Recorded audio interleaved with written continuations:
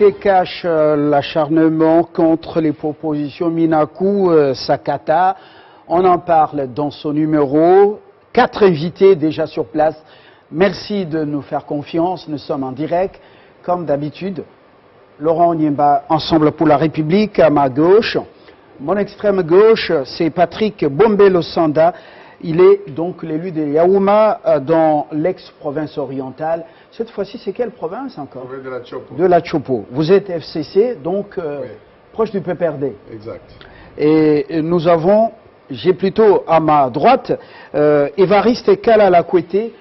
Il est le secrétaire national en charge de la justice et droits humains à l'UDPS. Il le représente caché sur ce plateau. Bienvenue. Je vous en prie. Merci. C'est le tout nouveau venu dans cette sphère. Et le traditionnel, Carlos Moupili. Je voulais dire, traditionnel société civile, il se présente comme le président élu de la société civile pour la ville-province de Kinshasa. On ne sait pas quelle société civile, il y en a beaucoup. C'est laquelle? C'est la vraie société civile. Je représente tout le monde parce que je défends les intérêts du peuple quinois et du peuple congolais. Oui, je suis président. Là, c'est ma présentation et soyez à l'aise. C'est aussi une bonne information pour les téléspectateurs. Très bien. Nous prenons bonne note. On ouvre le débat avec d'abord Laurent Onyemba. Laurent, vous avez suivi ce qui s'est passé le 24, d'abord le 23 et le 24. Le pays était en difficulté. Il y a eu beaucoup de violences. Alors, à ce stade ici, vous pensez qu'il fallait procéder de cette manière ou il fallait procéder autrement? Pourquoi les propositions de loi Minakou-Sakata, d'abord, pourquoi c'est tombé maintenant? Et est-ce que ça devait faire l'objet de telles revendications, de telles réactions? Je vous remercie énormément et je salue le co-débatteur ici présent. Je ne vais pas beaucoup m'attarder sur toutes ces violences. Je pense que nous avons suffisamment condamné ces violences et aujourd'hui, il n'est pas possible de douter que ces violences sont parties de l'UDPS. Ok, parce que la majorité de manifestants se réclamaient de l'UDPS. Donc c'est l'occasion de condamner avec la dernière rigueur de tels comportements. Eh bien, la respiration traditionnelle, je voulais dire la confection d'une démocratie, nous commande et nous recommande des attitudes et des comportements démocratiques. La contradiction, c'est en réalité l'élément majeur et même le catalyseur d'une démocratie. Donc, il faut que la justice s'applique avec toute sa rigueur pour éviter d'offrir aux Congolais une justice à double vitesse. Cela étant dit, l'intelligibilité des dispositions constitutionnelles, je voulais mettre une phrase avant que je ne développe parce que vous avez toujours un peu refusé le juridisme. Mais pour dégager l'intelligibilité constitutionnelle, même un constitutionnaliste des 3 propositions de loi, il faut faire du juridisme. Parce qu'il y a des parallélismes qu'il faut dégager. L'article 149 de la Constitution a été révisé. Et en son temps sur ce plateau, je vous ai dit que cet article va poser problème au moment de l'élaboration de la loi cadre. Parce qu'en réalité, l'article consacrait une forme d'état de droit à résidence surveillée. Pourquoi je le dis ainsi? Parce que nous savons que l'exécutif est en réalité les confectionnaires de la politique criminelle. Et que les canaux par lesquels cette confection de la politique criminelle s'imprime dans la magistrature passe par le ministère de la Justice. Mais que cela n'enlève pas en réalité l'indépendance du magistrat. Les gens ont écrit sur l'intime conviction. Mais la réforme de la Constitution à cette disposition-là avait fait le distinguo entre le magistrat de siège et le magistrat du parquet. Et aujourd'hui, les 3 propositions de loi qu'on répond à Minakou et à proposition Sakata, du point de vue de la Constitution, il faut être honnête. Constitutionnellement parlant, il y a matière à débattre parce que ces lois ne sont pas exclusivement inconstitutionnelles. Mais il y a une dialectique qu'il faut dégager. La loi, si elle n'est pas constitutionnellement, plutôt si elles ne sont pas inconstitutionnelles, elle éloge en soi des germes de l'élaboration d'une démocratie en résidence surveillée. En quoi cela est démontrable? Parce que le ministre de la Justice, est désormais membre du Conseil suprême de la magistrature. Et comme tel, le ministre de la Justice va devoir désormais participer à la question des promotions ou des carrières de magistrats. C'est une aberration. Deuxième chose, les numéros 1, comme on dit, les propriétaires de tous les dossiers qui sont au parquet, se trouvent être les procureurs généraux près la Cour de cassation. Et quand dans la loi, il est institué une conférence des procureurs généraux, c'est en réalité la construction, le montage... Le timing. Alors... non, mais laissez-moi terminer même. On va revenir à vous, le timing. Non, mais Fabien, les téléspectateurs ne comprendront pas. On ne sait même pas que vous chutez. Non, non. Mais c'est cela la question fondamentale de ces propositions de loi. Alors, je termine. 20 secondes terminées. Ok. Ça signifie quoi? Que le fait d'avoir organisé la conférence des procureurs généraux, c'est un mécanisme d'inféodation du pouvoir judiciaire. Troisième élément, le troisième élément, aussi important, est lequel? Le ministère public, plutôt le ministère de la Justice, a été doté de ce qu'on appelle l'injonction positive. Ça veut dire la prérogative de demander au parquet de déclencher des poursuites contre X, Y. Mais aujourd'hui, l'intelligibilité de ces dispositions-là, ou bien de ces trois propositions, peut faire nourrir la théorie selon laquelle il peut désormais aussi être doté de l'injonction négative. Je suppose que nous nous mettrons d'accord sur le concept, parce que le concept est suffisamment technique. Merci. Alors, Monsieur Kalala, vous vous occupez de la justice et des droits humains au niveau, justement, de l'UDPS. Vous êtes le secrétaire national. Dans les tractations pour parler, nous prenons cette hypothèse. Vous êtes responsabilisé par le parti pour être ministre de la Justice. Et que ce ministère, dont les pourparlers kabylistes, tshisekédistes, eh bien, est attribué à l'UDPS. Est-ce que de telles propositions de loi feraient l'objet de telles revendications? Pour commencer, j'aimerais, merci pour l'invitation sur ce plateau, j'aimerais réagir à l'accusation gratuite de M. Onyemba qui prétend que les dérapages des manifestants sont à attribuer à l'UDPS. En tant qu'intellectuel, c'est quand même assez grave parce qu'il ne saura pas démontrer ça. Et moi, je m'en tiens au communiqué officiel du parti qui demandait à la base de l'UDPS de rester en suspens au mot d'ordre. Donc ça, c'est un fait, je ne vais pas revenir là-dessus, on a beaucoup évolué. Vous parlez de l'hypothèse où je suis ministre de la Justice de... Pour les comptes de cash, UDPS voilà. Et le ministère, vous êtes attribué, le FCC, les fouilles, et voilà. Puis il y a ces projets de loi, propositions de loi, comme Minaku Sakata... Voilà, j'ai bien compris la question, voilà. Rassurez-vous-en. Le problème ne se pose pas en termes d'animateur du ministère, mais plutôt en ce que la loi... Et ici, je suis officiel du parti, je donne la position du parti. Nous estimons à l'UDPS que la loi a tendance à faire du pouvoir judiciaire prisonnier, ou c'est une caporalisation du pouvoir judiciaire par le pouvoir exécutif. Donc la question ne se pose pas en termes d'animateur du fameux ministère, mais plutôt en termes de respect des principes. Le principe sacro-saint et constitutionnel de la séparation des pouvoirs. Il s'agit bien évidemment de cela. Il ne s'agit pas d'autre chose. Voilà, vous avez répondu à ma question. Alors on revient à ce qui s'est passé. Est-ce que ça devait se faire de cette manière?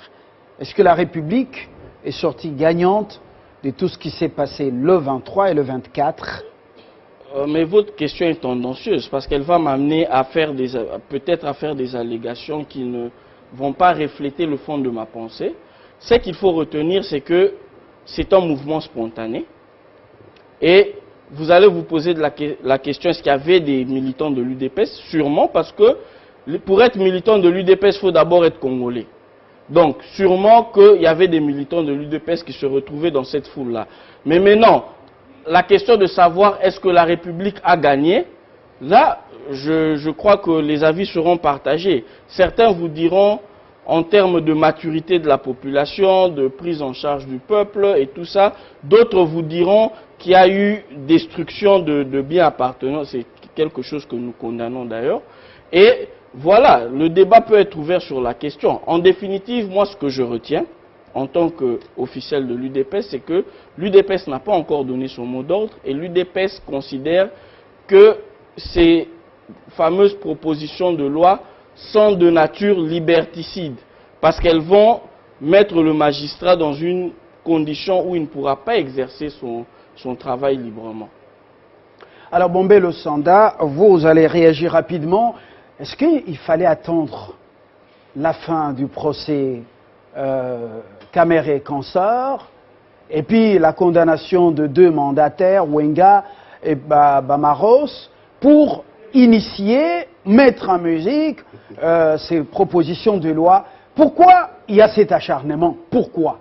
Merci beaucoup, monsieur. Qu'est-ce qui se cache derrière cette agitation? Merci beaucoup, monsieur le journaliste. Je voudrais faire une mise au point. Je suis élu du peuple, élu légitime du peuple. Je ne suis pas élu de Kinshasa. Je suis élu du peuple. On vous a déjà présenté élu de Yaoundé. Voilà. Donc, cela veut dire quoi? Voilà. Cela veut dire quoi? Notre présence à Kinshasa, ce n'est pas pour faire des aventures. Nous sommes mandatés chacun par sa base pour venir répondre ici au palais. Notre présence à Kinshasa, au palais du peuple, ce n'est pas pour prendre les beefsteaks. C'est pour représenter les peuples. Moi, tel que vous me voyez, derrière moi, il y a au moins 100 000 personnes. Donner un peu plus de pouvoir au ministre de la Justice. Voilà. À partir du moment où je me sens menacé, moi, vous ne me menacez pas moi, vous menacez toutes les personnes qui m'ont mandaté ici. Automatiquement, il faut savoir ce que vous êtes en train de créer dans ce pays. C'est dangereux. Maintenant, je voudrais revenir, monsieur le journaliste. Est-ce qu'il y a un timing pour un député national pour dire tel calendrier vous allez faire ceci, à telle date vous allez faire cela? Non, monsieur. Il est député national. Mais il revient à chaque député national, n'est-ce pas? Mais il y a quand même des projets de loi sur, par exemple, la réforme de la CENI. Il y a plus que ça, la cybercriminalité. Je sais que vous allez arriver à cela. La cybercriminalité. Mais mon devoir, c'est de vous poser des questions. Oui, mais exactement, je suis disposé à vous répondre. Je suis député national. Mon rôle, n'est-ce pas, c'est d'élaborer des lois.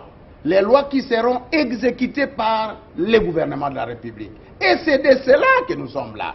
Par conséquent, pourquoi seulement on a privilégié telle loi au lieu de telle loi? Non, il y a une coordination, il y a un bureau de l'Assemblée nationale qui est géré, où dans ces bureaux-là, vous trouvez toutes les tendances politiques. Je vous informe qu'à partir du moment où le premier vice-président de l'Assemblée nationale, c'était qui?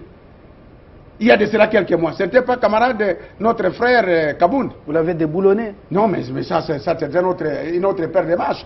Mais à partir du moment où moi, je suis là, comme représentant du peuple, ma mission, c'est d'élaborer les lois.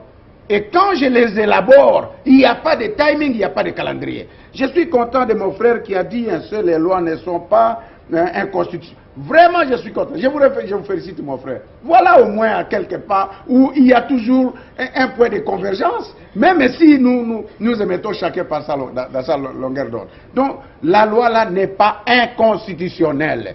Par rapport à l'article 149 qui a été révisé, je pense, en 2000, mon frère l'a dit ici. Maintenant, pourquoi seulement le président? Non, mon frère. Mais la loi, il faut connaître le processus d'élaboration d'une loi. Parce que la loi, elle a été déposée et elle est arrivée à la plénière, passant par les commissions permanentes, disons au niveau des conférences des présidents, ça arrive à la plénière. Et même avant d'arriver à la plénière, monsieur le journaliste, j'ai maintenant l'occasion de vous dire, mais cette loi avait été envoyée au gouvernement pour que le gouvernement puisse voir. Et le gouvernement est composé de qui? C'est un gouvernement tout simplement du PPRD, un gouvernement du FCC. La commission gouvernementale des lois qui doit donner donc son aval avant que la loi ne revienne à l'Assemblée nationale et ne soit soumise à la plénière. Et même si elle est soumise à la plénière, ce n'est pas terminé.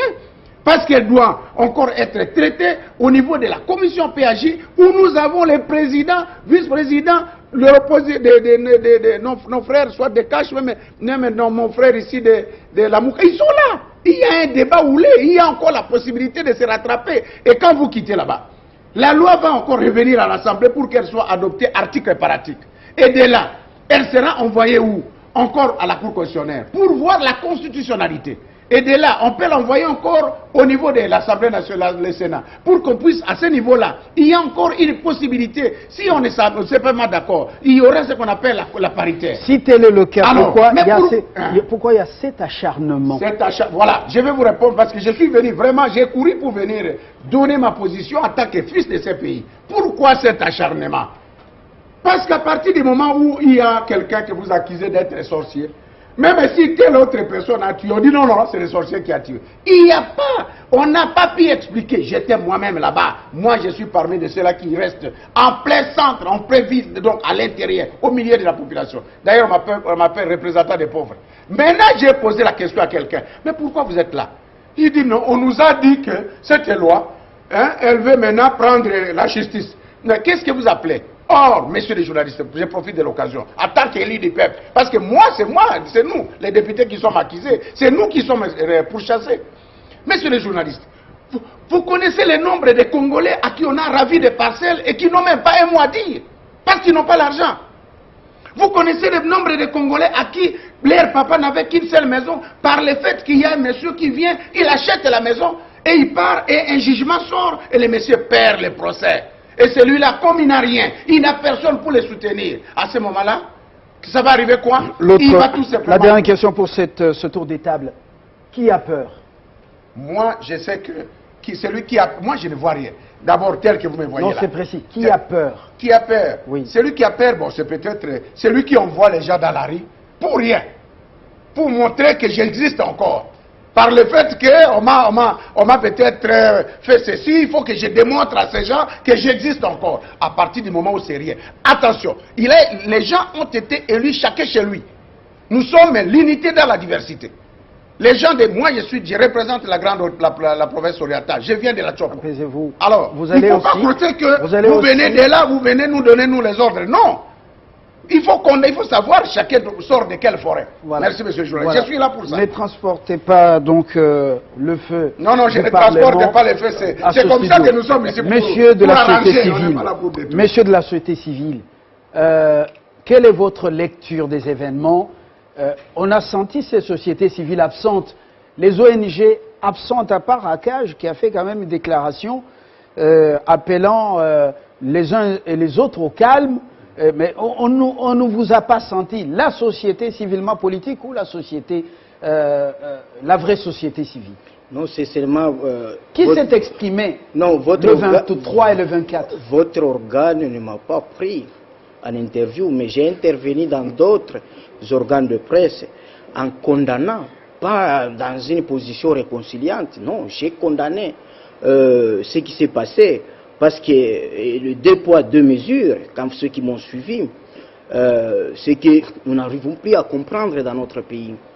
Il y a eu Kamuna Sampou, il y a eu les manifestations de l'UNC, les manifestations pacifiques de Bakata Katanga, au Kolwezi, au Kasumbalesa, réprimées à 100 par la même police.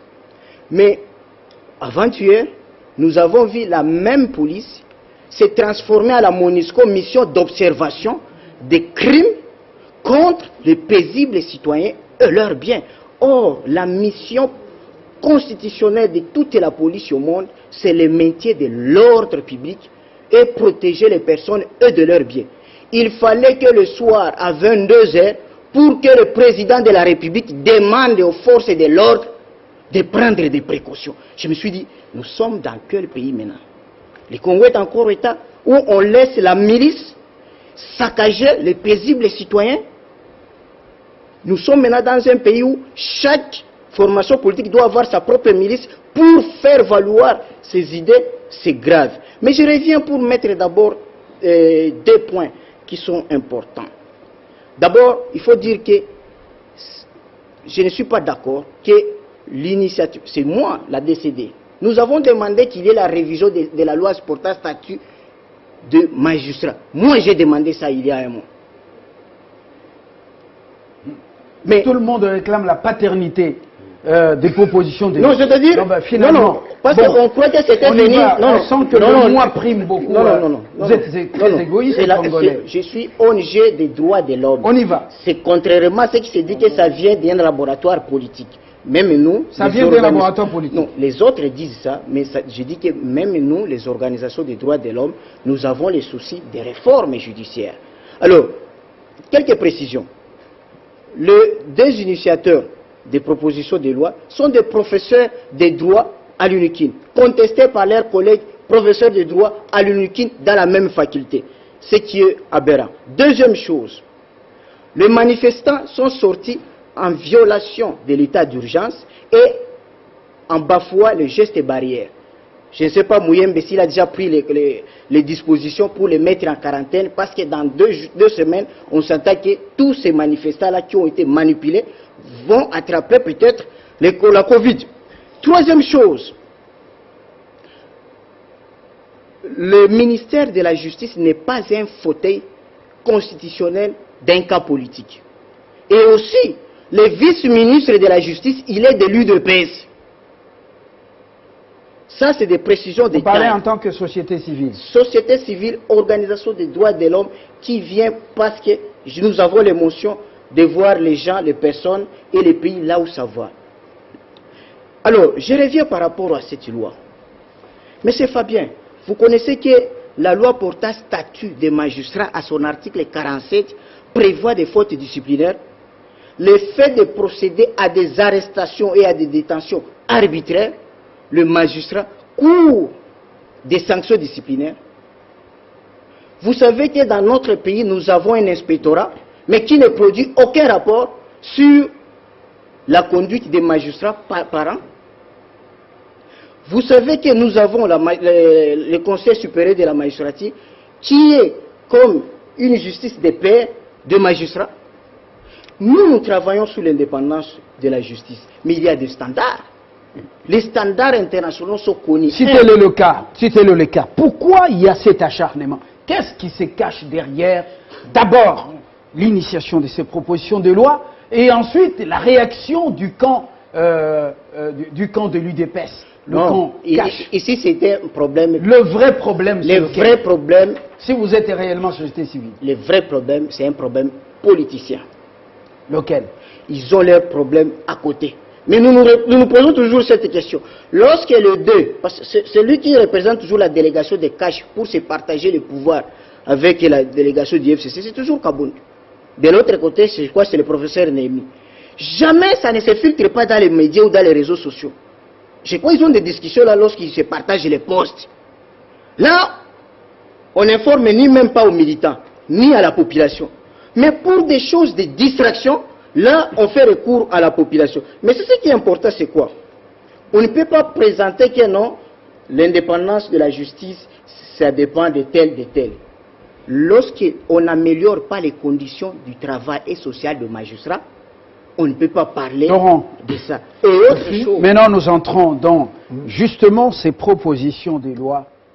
Qu'est-ce qui peut arracher ou menacer l'indépendance des magistrats là-bas ou de la magistrature? Merci Fabien. Je vais faire un effort pour rester dans la thématique, parce que les téléspectateurs qui nous suivent ont besoin de savoir, c'est comme ça que je dis, la majorité des gens ont comme une sorte d'un carnet de revendications sans avoir jeté un coup d'œil sur ces lois.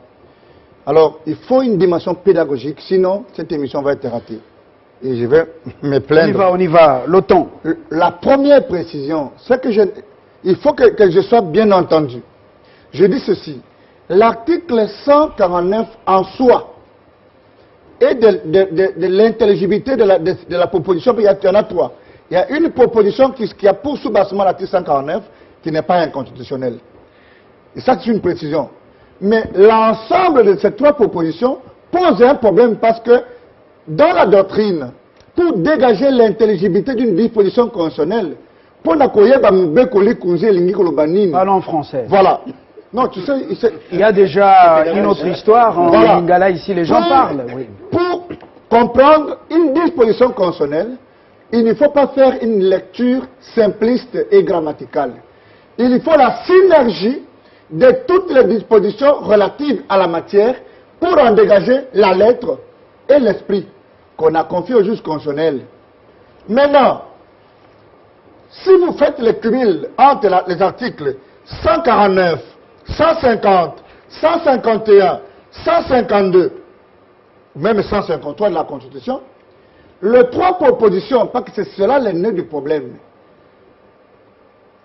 font la confection. Ça veut dire, vous prenez le pouvoir judiciaire dans son indépendance et on utilise l'astuce selon laquelle ce pouvoir ici doit participer. D'abord, on divise la magistrature en deux.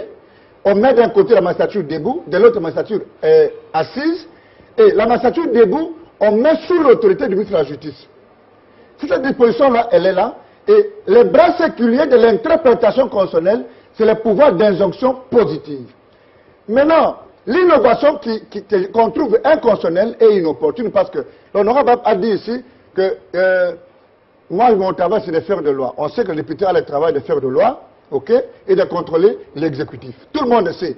Même ici aujourd'hui, on en voit encore qui sont devenus, qui ne s'expriment pas une autre voie, on crée un autre mécanisme de faire communiquer. Et on sait qu'on les vend contre $5 000 quand on veut poser une question dans une entreprise, on dit, tel honorable fait la dénonciation. Dans une digression. Allons à la démarche pédagogique. Maintenant, quand on détache les parquets du magistrat du siège, on veut en faire un fonctionnaire. L'article 153 de la Constitution, instaure le Conseil suprême de la magistrature qui a des missions précises. Qu'est-ce que dit cet article? Non, je crois 152, qui dit ceci. Le Conseil suprême de la magistrature élabore les propositions de nomination, de promotion et de révocation des magistrats. Il exerce le pouvoir disciplinaire sur les magistrats. Il donne ses avis en matière de recours en grâce. Une loi organique détermine l'organisation et compétences. Si vous regardez les trois propositions, elle grignote en fait sur le pouvoir du Conseil suprême de la magistrature, et sur l'indépendance du magistrat debout.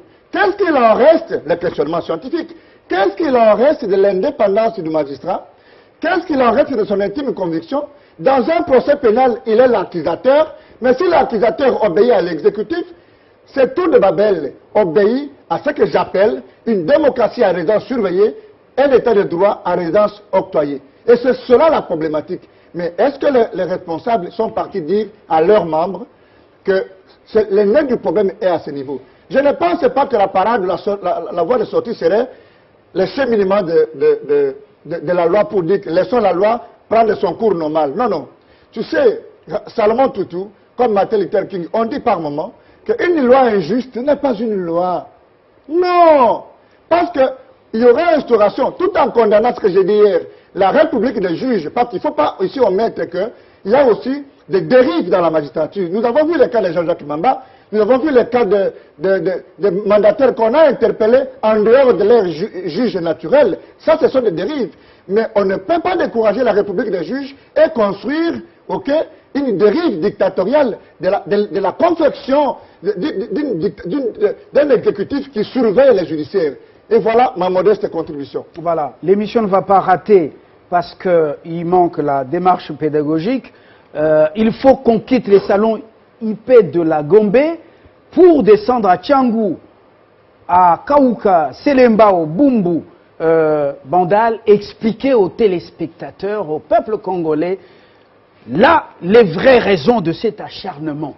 Monsieur de l'UDPESC, monsieur Kalala, dans l'entendement populaire, on a fait comprendre au peuple que le FCC a le Parlement, qui est majoritaire.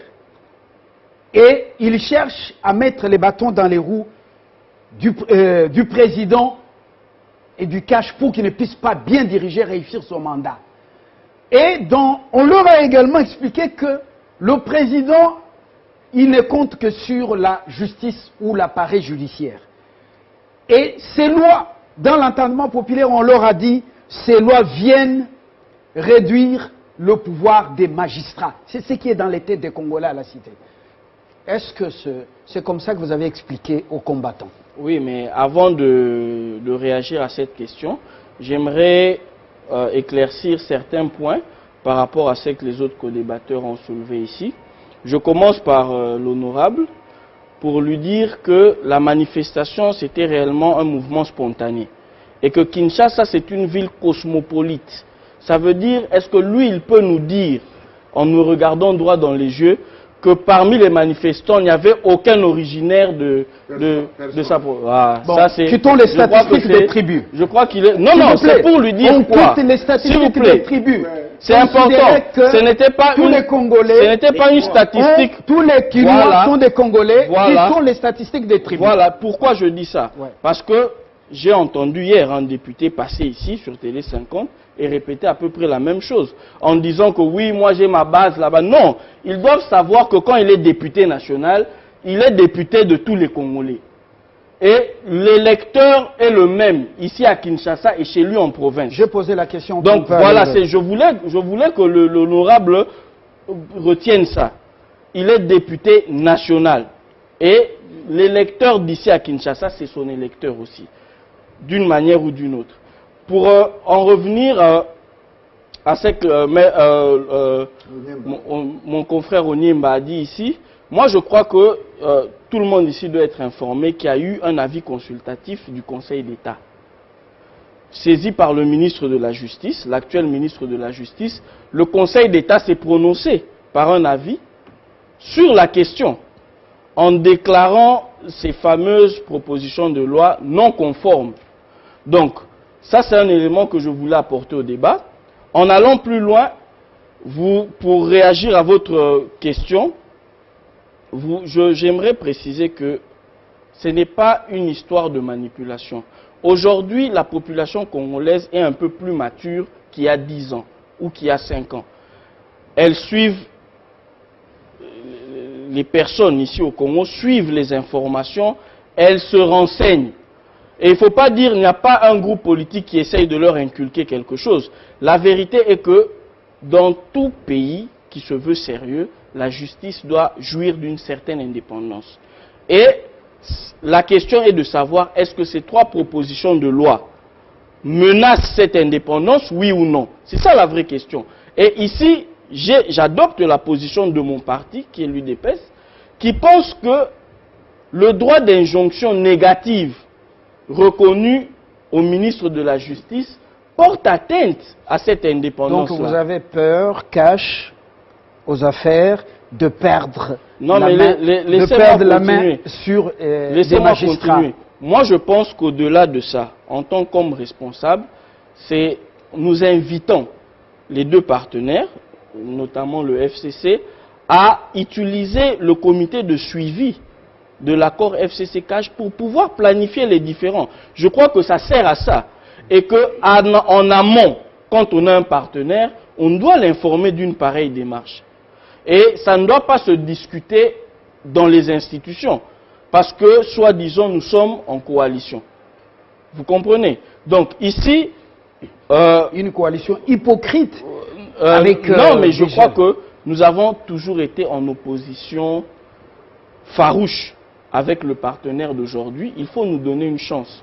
C'est-à-dire, je m'assume. Ça ne va pas couler comme l'eau et le miel. C'est par essai, erreur et correction qu'on va arriver à aboutir à quelque chose. Si on est, en tant que Congolais, qu'on soit du FCC ou du CAJ, si on est conscient que nous venons en politique pour travailler pour l'intérêt général, je ne vois pas quel blocage il peut y avoir. Les petits blocages viennent du fait que nous avons toujours été en opposition radicale, les uns face aux autres, et il ne faut pas demander... Mais ça, ce n'est plus un petit blocage, hein? Ça, c'est déjà la source d'une crise qui s'annonce avec tout ce qu'il y a eu. Oui, une crise qui s'annonce et qu'on peut éviter. Et moi, en tant que personne responsable, j'invite toujours à choisir la voie où il y a l'intérêt du peuple.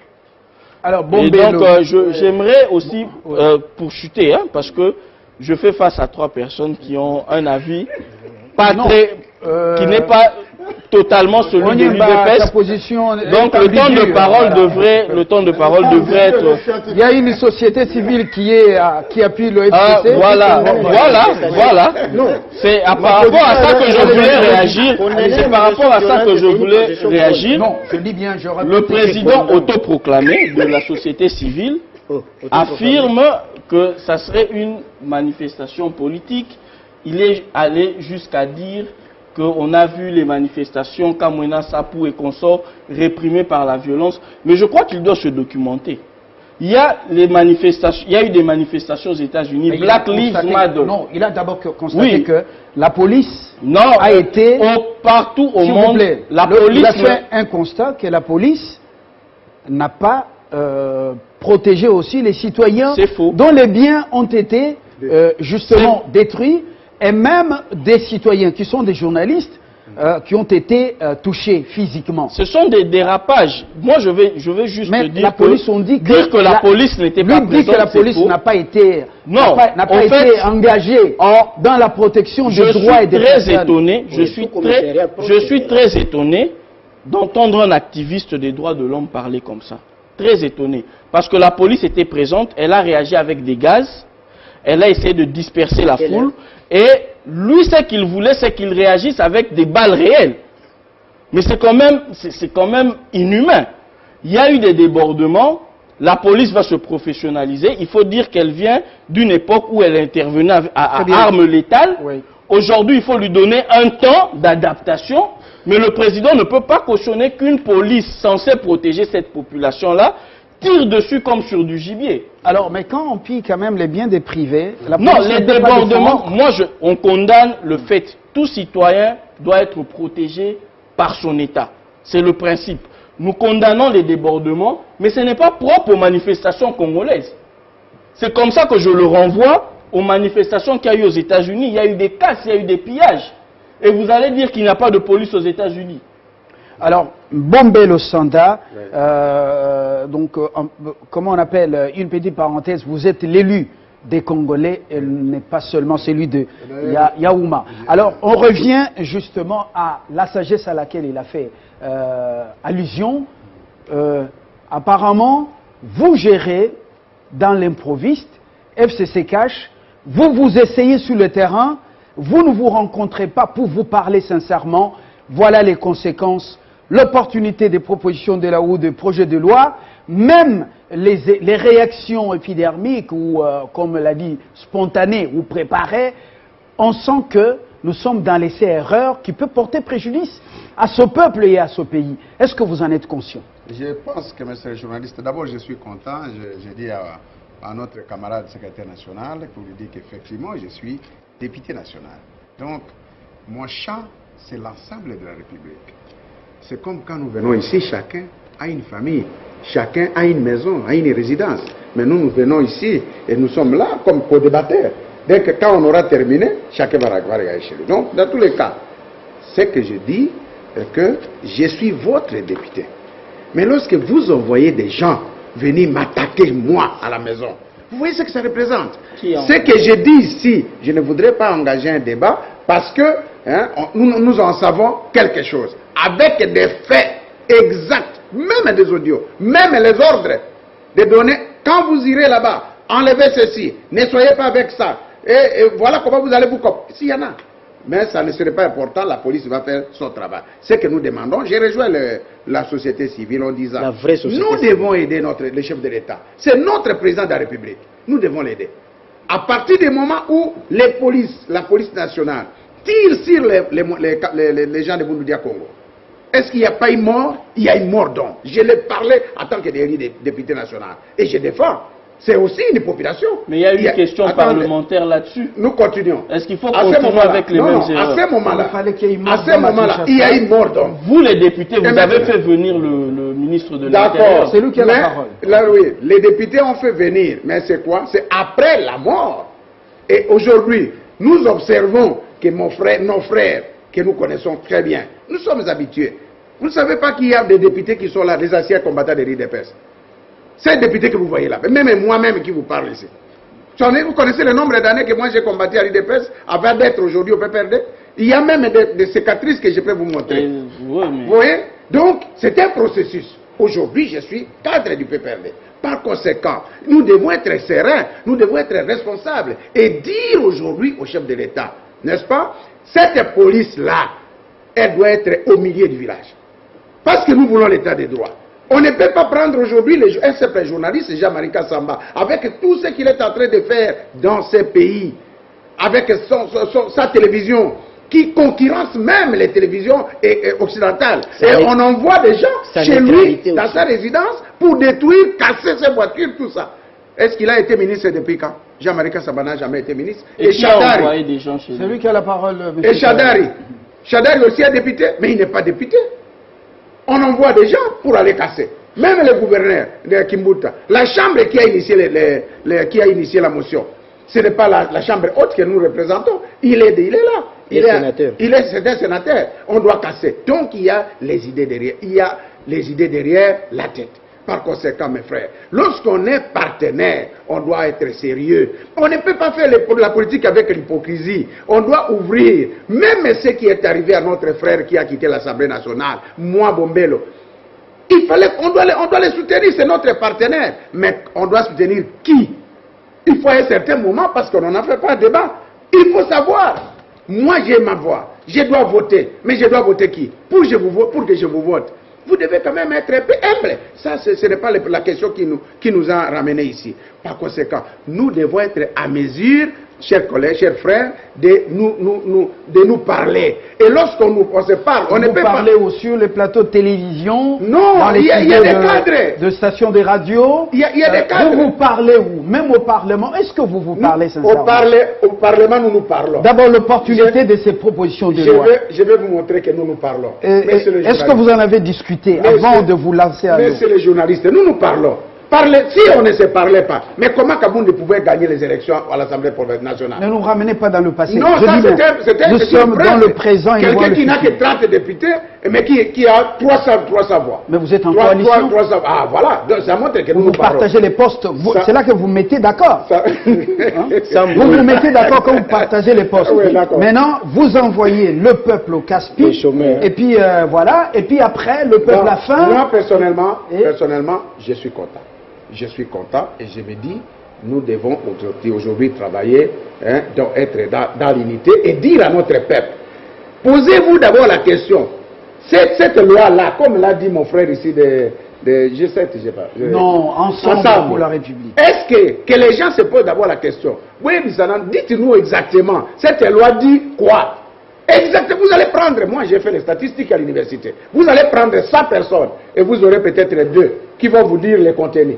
98% de la société civile. Messieurs de la société civile, la vraie, dites-nous quelle corrélation entre les communiqués du Canada, le communiqué conjoint Canada, États-Unis d'Amérique et Royaume-Uni en rapport avec justement ces propositions de loi. Et aussi, l'autre sujet d'actualité. Vous l'avez lu, ce communiqué? Non. Vous ne l'avez pas lu? Canada, tout le communiqué conjoint États-Unis-Canada, Royaume-Uni. Oui. Ils sont contre ces 3 partenaires, ces 3 pays, contre les propositions de loi. Quelle est votre analyse des faits? Bon, au-delà de ça, c'est la question de la manière que l'on communique. Parce que ça, c'est la question que vous devriez adresser à l'honorable. Il y a un problème au niveau du PPRD, c'est que le PPRD ne sait pas communiquer, ni à l'interne, ni à l'externe. Ça, c'est un problème. Imaginez-vous, même le président honoraire, le PPRD n'a pas encore documenté le bilan du président de la République sortant. C'est grave. Après une année, quelques mois. Mais aussi, ça me dit qu'il y a quelque chose. C'est qu'il y a des tirets de ficelles au niveau externe. Et là, je suis d'accord un peu avec les 2 alliés. Passez rapidement. Ce communiqué sorti, je l'ai ici, Mais vous semblez passer rapidement. Faites quand même une la analyse, société civile. une lecture apprivoisée de ce communiqué. Ces gens-là sont aussi nos partenaires. Vous êtes la société civile. Oui, ce sont nos partenaires. Je sais comment, quand est-ce qu'il faut parler avec eux. Mais je vois que... Vous avez peur de rater les visas. Non, pas le visa. Non, nous sommes des patriotes. C'est pour dire quoi? Nous devons être prudents. La cohésion, la souveraineté nationale est en danger. Et c'est chaque jour que nous le disons. Et je crois que c'est le travail des deux autorités morales, CACH, FCC, pour répéter à leurs extrémistes collaborateurs.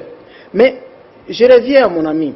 Non, cher ami, si l'UDPS, comme l'opposition, a existé dans ce pays, c'est grâce à notre accompagnement, nous les ONG des droits de l'homme.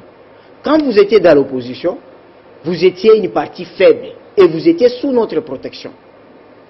Alors, aujourd'hui, il y a des gens qui sont saccagés et ils ne sont pas protégés. On appelle ça violation des droits de l'homme par omission. Le fait que la police, les services qui sont obligés de protéger les personnes de leurs biens se désengagent de le faire, il y a omission coupable. Ça, c'est du droit. Alors, autre chose, ce qui s'est passé ces jours-là, il a manqué l'ampleur pour que ça puisse prendre la connotation d'un crime international. Et c'est grave. Et, troisième chose, il faut pas rire, mon cher ami. L'image de la RDC que nous vendons. Après la passation civilisée du pouvoir, ou bien l'alternance démocratique, nous étions un pays qui avait une bonne réputation démocratique. Et cela pouvait attirer les investisseurs dans notre pays.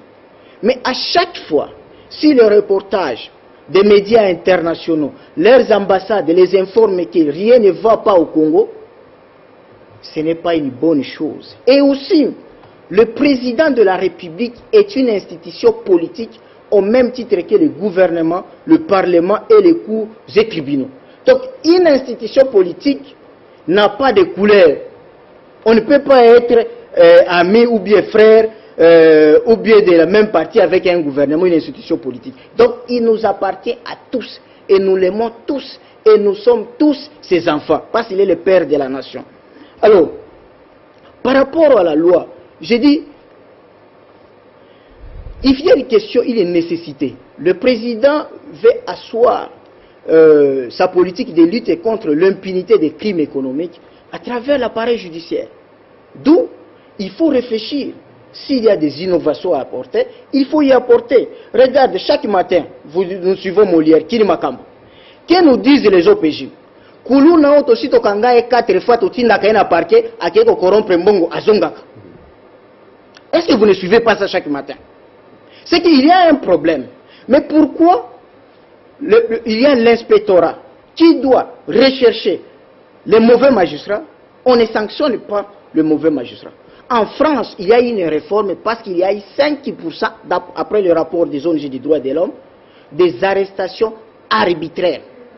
Et on a quitté du procureur au juge d'instruction jusqu'au juge de la détention. Voilà, donc, nous devons prendre conscience. Nous avons aujourd'hui les Indo-Pakistanais. Ils sont protégés par qui? Nous connaissons ce qui se passe. Et il faut parler aussi de l'indépendance. Mais il y a déjà, nous sommes des professionnels des droits.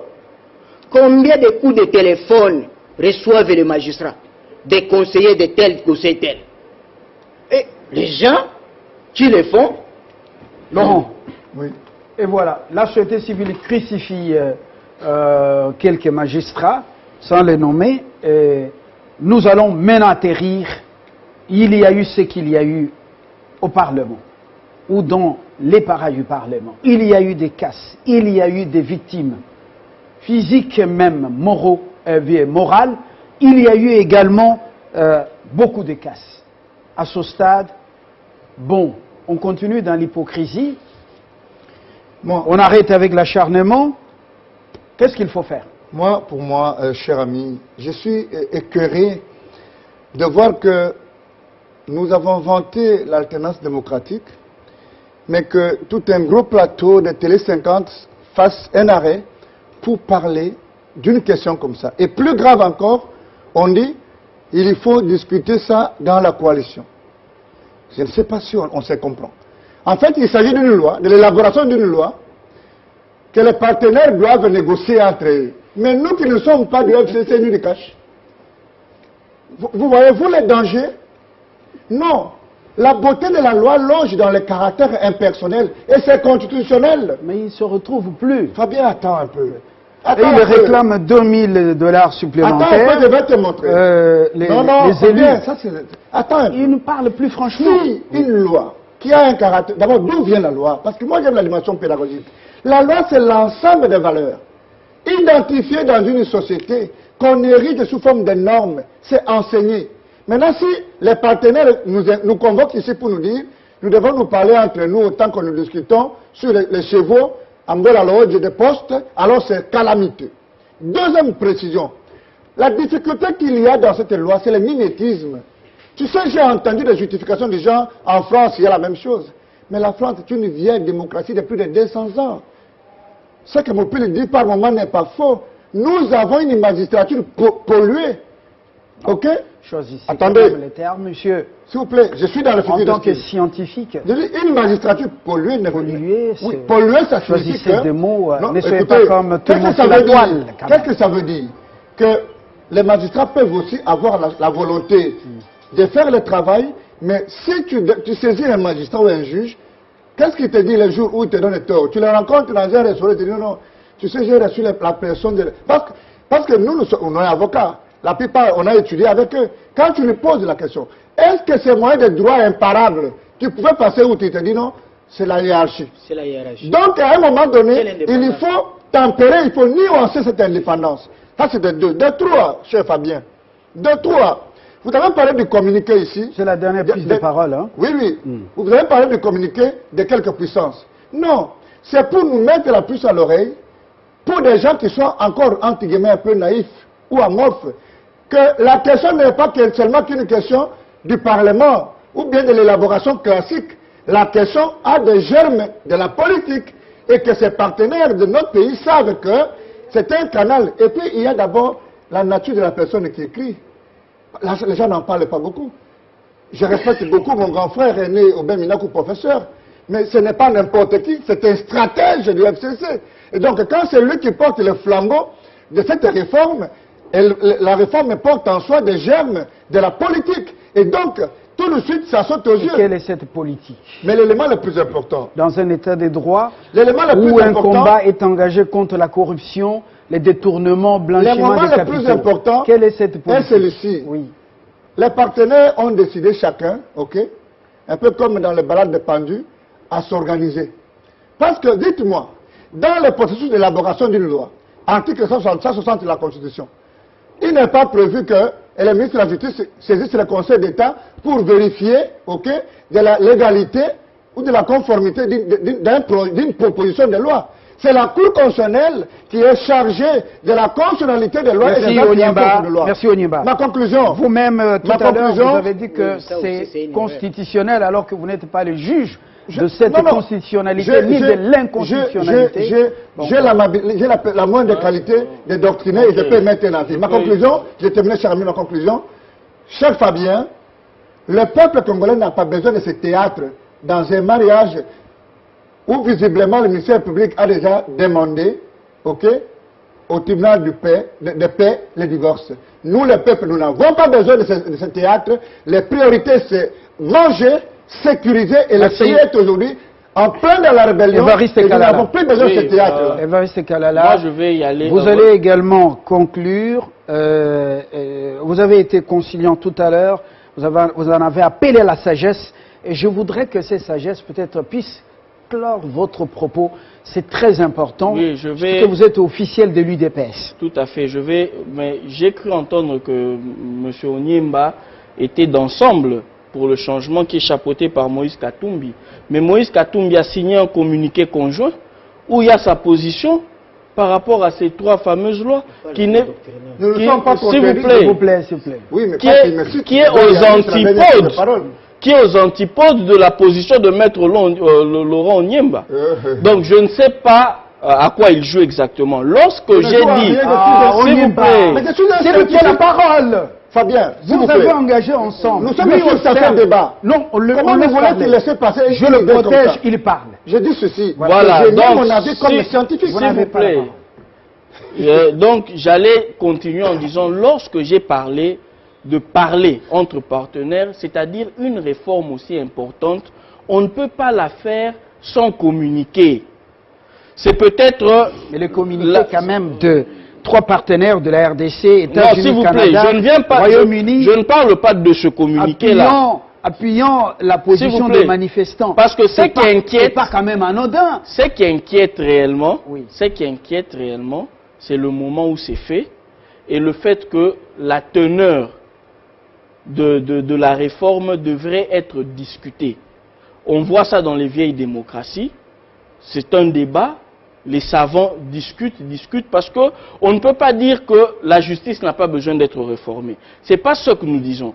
Nous disons bien clairement que dans la réforme que eux apportent, il y a des dispositions qui vont porter entorse à l'indépendance de la justice. Donc, pour me résumer, je vais dire, le ministre de l'Intérieur a été convoqué lorsque la police est intervenue dans le cas de Boundou Diakongo, de l'autre côté, à cause des dégâts. Et quand les députés l'interpellent, on estime, vous espériez qu'ils prennent en compte vos revendications ou vos remarques. Et lorsqu'ils demandent aux policiers d'adopter une certaine attitude, c'est vrai que toutes ces polices-là ont un vécu, elles ont une expérience. Avec tout ce vécu, nous allons trouver le juste milieu et on va avancer. Moi, je crois qu'il ne faut pas être alarmiste. Il ne faut pas crier à l'incendie de la demeure. Il ne faut pas crier à l'incendie de la demeure. Je pense que toutes ces petites embûches vont nous permettre de construire Merci. et d'apprendre ce qu'il faut Merci, faire et Évariste comment il faut Kalala. marcher ensemble.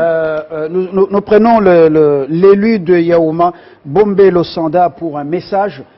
Vous nous amenez dans cette pyromanie affamée, assoiffée, et puis avec des factures de la régie et de la SNEL qui commencent à nous tomber dessus, des factures trop salées. Et puis voilà, vous nous amenez comme ça jusqu'en 2023. Quel espoir garder encore? Parce que on sent que la vraie guerre se passe maintenant entre le Parlement et l'appareil judiciaire, les 2 pouvoirs. Et qui sera le vainqueur? Je ne sais pas si vous avez suffisamment d'armes pour la gagner, cette guerre. Votre mot d'espoir. Moi, je pense qu'il n'y a pas de guerre. C'est comme je l'ai dit au départ, il n'y a pas un tas pour mieux faire. C'est vrai. J'ai rejoint mon frère Denis Depès quand il parle de la communication. Parce que la loi, lorsqu'elle a été distribuée, elle n'a été distribuée qu'à 500 personnes, c'est-à-dire les 500 députés. Moi, j'ai eu à lire cette loi. Est-ce que mon frère, je ne sais pas si la société civile a eu à lire. Et ça fait l'objet d'un débat. Est-ce que tous les manifestants ont accédé à ce texte-là? Je ne pense pas. Donc, il y a un problème d'information. Ça, c'est ce que je peux dire. Il y a un problème d'information. Donc, il y a des gens qui ont manifesté sans savoir de quoi ils manifestaient. Ça, c'est important. De deux, je voudrais tout simplement demander à nos collègues députés, je veux dire à notre camarade, c'est un jeune secrétaire national, nous demandons tout simplement que le ministre de l'Intérieur, à qui revient la responsabilité de s'occuper de la sécurité des uns et des autres, des journalistes comme nous, et nous aussi les députés, et tous les autres Congolais, que nous soyons sécurisés. Il ne faut pas qu'à la sortie d'ici, que je sois menacé par des gens dits des Wewa, et c'est dangereux. Ça, c'est des trois. Je voudrais que ça... Ce qu'il dit, c'est très important, parce que tous les Congolais ont droit à la protection. Ils sont égaux devant la loi. Ce qu'il dit, c'est une interpellation. Ce n'est pas un message à votre égard, mais un message au ministre. Et en charge de l'intérieur et la sécurité. Et lorsque nous parlons de Canada, États-Unis, tout ça, oui, moi je me souviens. Est-ce que le concept peuple d'abord, que Laurent Désiré Kabila dit, nous devons être maîtres de notre destin. C'est pas Kisekedi, c'est Kisekedi. Non, moi, notre maître. C'est le maître de tout le monde. Même ceux qui sont au PPRD, tout ça. C'est comme ça, c'est ça la vérité. Dans ces pays, il n'y avait que des camps. Soit vous êtes au MPR, soit vous êtes de l'IDPS. Très bien. Alors, et maintenant, lorsqu'il disait les peuples d'abord, les peuples d'abord, mais il y a des gens qui parlent les peuples d'abord, mais qui ne comprennent pas. De quoi il s'agit, peuple d'abord, c'est quoi? Cela veut dire quoi? Le bonheur des Congolais ne viendra pas de l'extérieur. Le bonheur des Congolais viendra des Congolais. Il faut que les Congolais se mettent ensemble. S'il y a des divergences, de trouver des solutions pour que Bombello le pays aille de l'avant. Sanda. Alors, Moupili, un mot, tout simplement, vous avez beaucoup parlé. Le peuple parle. Je dis, plus jamais ce genre des événements qu'on a vu les gens venir dire Boma député Tikanyoka, ça c'est mauvais. Deuxième chose, il faut que les gens s'habituent à avoir des femmes à la tête des institutions. Il y a déjà certaines formations politiques qui ne veulent pas voir une femme comme Mabunda présider cette institution politique. C'est mauvais. Troisième chose, je demande à notre ministre des Affaires étrangères de tirer un peu les oreilles des diplomates au nom de la souveraineté nationale. Merci beaucoup. Et quatrième comme conseil, je demande aux deux partenaires de mettre en place un bureau d'études où les intellectuels, les intelligences doivent discuter. Mais pour le peuple, je termine, parce qu'il faut protéger la Constitution. L'article 36 parle du droit au travail et à un salaire décent. Article 47, il parle de la sécurité alimentaire, donc manger quantitativement et qualitativement, et aussi droit aux soins médicaux. Merci. Je termine par l'article 48 qui dit tout Congolais a droit à un logement décent et avoir droit à l'eau potable et à l'électricité. Donc, chaque fois qu'il y a des stages, on viole l'article 48 de la Constitution. Moupili, et nous avons droit alors de manifester. Merci d'être venu. Je remercie donc Évariste Kala à la côté, secrétaire national de l'UDPS en charge de la justice et des droits humains. Je remercie Patrick Bombello Sanda, l'élu des Aouma, il est PPRD-FCC, Laurent Onyemba, ensemble, mais plus juriste sur ce plateau, Carlos Moupili lui-même, c'était civil. Président. Voilà, tous les magistrats ne sont pas à mettre tous dans le même sac. Ça serait une erreur grave de jugement. Des magistrats et juges honnêtes, intègres, qui n'écoutent que la voix de leur conscience et non pas celle de leur ventre. Ils sont nombreux dans ce pays, nous les respectons et leur rendons hommage. Sauvons la République, voilà le résumé. KHFCC, même le peuple. Il n'y a que ce pays qui nous reste. Si vous avez un autre, mais nous, on n'en a pas un autre. Bonsoir.